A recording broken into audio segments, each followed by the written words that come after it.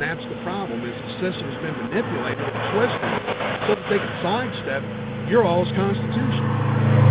Chief of Police in Madisonville, I don't it's not his understand that. jurisdiction. Everybody says it ain't my jurisdiction. He was told by the DA that he doesn't have jurisdiction to take anybody into custody. What about the sheriff down in Monroe County? The sheriff's one of the ones on that warrant. I saw his name on it. Yeah, I was just wondering, what did he do wrong? I believe it's probably being a part of it, you know, like a guilt by association, because they all know he's been there for years. I mean, I'll just say it, rigged elections, he's been the sheriff there for a while. That being the case, he obviously knows that they don't have any right to do what they've done. It's been brought to their attention, yet they still do it. So, I mean, ultimately it is a guilt by association and the guilt in condoning all these actions. But I think he has other charges on him as well. Like I said, that one's a summary with all the names on it, but I think there are separate warrants for each one for different charges. Judges on there too, Amy Reedy, I think, and Carol Ross. What did they do? They have, every 2 years, they reappoint this guy as jury foreman, and you can't do that. So they're guilty because they're taking part in this corrupted system. Right. Now the DA, I think you mentioned his name, Steve Bev. What did he do? I can't remember who's who, but somebody would prosecute because they play golf with these people. So, I mean, again, I love the good old boy system, right? But only when it works for the people. And if this one's, you know, here's legitimate laws, very plainly spoken laws that have been violated. And I do understand the fact that they don't want to get involved because, man, it's my friend. It'd be like you two arresting each other after spending all this time together. But if I done something wrong, I'd expect him to arrest me. You would, but he would be thinking, no, man, I mean, I can kind of overlook some stuff. I've arrested policemen too. All right, well, I mean, that's what we're asking you guys to do this. You have the ability to research this stuff, and I'm asking you to research it because we will be back. Well, I have. It's very interesting. We say you could come back. When do you think you'll be coming back? It could be a week. It could be a month. I mean, we really don't know. But the bottom line is we don't want this big of a show. So, I mean, I can tell you, you might get a couple hours notice. Good. Because the bottom line is we don't want this show. We want to be able to walk in with our force and affect these arrests without all of this ultimately protecting the criminals.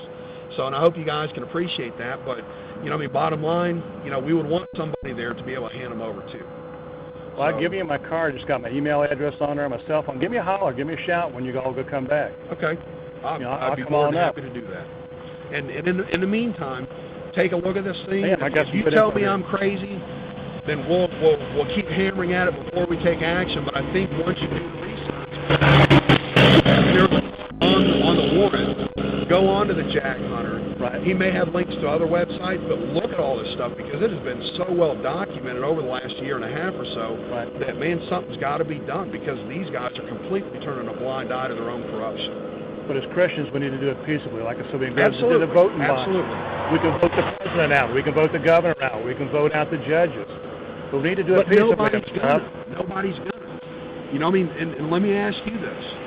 Y'all made me late, but it's my fault now because I'm just rambling. Well, you're free to go anytime you want to. I enjoy talking to you. Why do you think these congressmen voted for this health care bill knowing full well more than 82% of the population was against it? Right. Why do you think they had the balls to do what they did? I'm not telling you. There's not going to be an election come November. We're going to be under martial law. They have no intention of leaving office. I'm telling you. They've got this Northcom. Check it all out. It's all right there.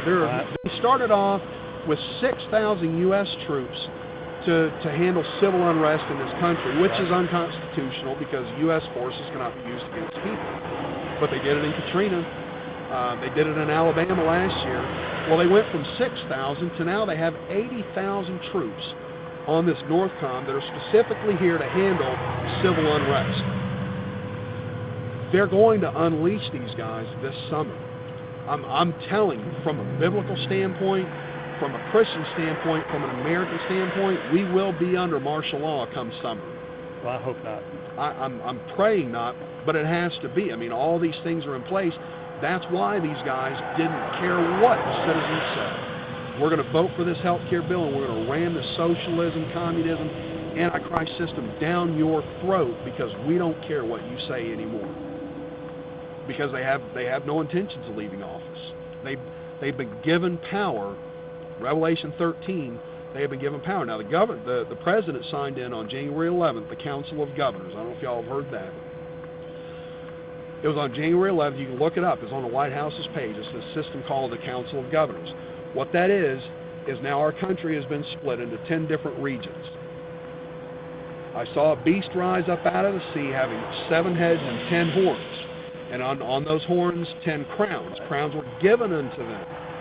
These governors are appointed by our president, not elected. He has given them their power.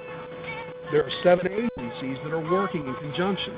NORCOM, Coast Guard, FEMA, a couple of them, but there's 7 in total. At the top of each one of these agencies is a head, the head of this agency. Now, when you read Revelation 13, part of this health care bill, we are now required to get implanted with these RFID chips. That's part of it. When you get on down to Revelation, he causeth all, both small and great, rich and poor, free and bond, to receive a mark that they would not be able to buy nor sell unless they had that mark. Right? It's here. It ain't later on. It is here right now. He's already signed it all. Now, when the disciples asked Jesus, what would be the sign of your coming and of the end of the age? We've all heard this December 21st, 2012 poo hockey. Problem is, there was a song back in the 60s that we all remember. This is the dawning of the age of Aquarius, December 21st, 2012. At the end of that 3.5 years, that's right after the next supposed election, right? All this stuff is culminating right around that time. I'm still speculating, but man, all these things sure add up. And like I was sharing with him, Luke 10:18, Jesus says, "And I beheld Satan as lightning fall from heaven." The Greek translation for lightning is barak. Now, Jesus didn't speak Greek, he spoke Hebrew, so you can look it up in the Hebrew. It's still barak, right? And from heaven translates from Hebrew, u or o, bama. So Jesus said out of his own lips, I saw Satan as barak bama. Daniel says that by peace, this Antichrist, by peace he shall destroy many. We just gave him a peace prize for starting all these wars, right? And killing a bunch of people. We got no business being overseas. Nobody's attacked us. All the founding father, man, it ain't about protecting the citizens. It's about defending the citizens. We cannot go to another country. I'm a veteran. And I firmly believe that Muslims suck and all that stuff, but man, that's their right. Why are we attacking them? Because they have not attacked us. Now, I'm one of the ones that think 9/11 was an inside job because I looked at the research. And anybody who would look at the research at least has to question what happened on 9/11. You have to. Not even just the fact that the buildings fell, but the fact that these buildings were exploding before the planes hit them. The fact that a 757 that crashed into the Pentagon only left a 14-foot hole. Really? All these things. So you start looking at them, it only created a scenario where you guys can now show up with these automatic weapons, you know, showing up like you're the military. I mean, look at this, man. What happened to public servants? And I'm not criticizing. I know it's in a sense has to be there. Who are you guys fighting, man? I'm a citizen. Why are we showing up in this battle gear? What are you guys expecting? And that's my question to the federal government. Who are you fighting, man? We're citizens. So what? You're fighting drug dealers, man. I know they got automatic weapons. You're talking about 1 in 1,000 people. There are,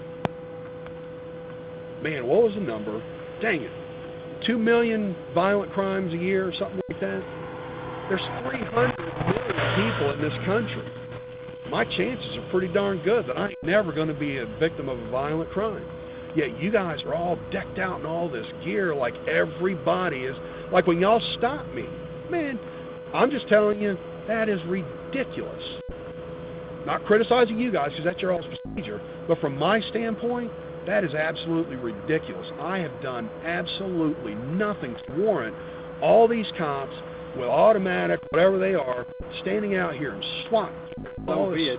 Huh? Usually low bid. The semi, we used to be bullets, so they usually absolutely. All right. They don't get bullets, so. I mean, these guys are in their regular uniforms. This is what I wear to search trucks on the states. We're not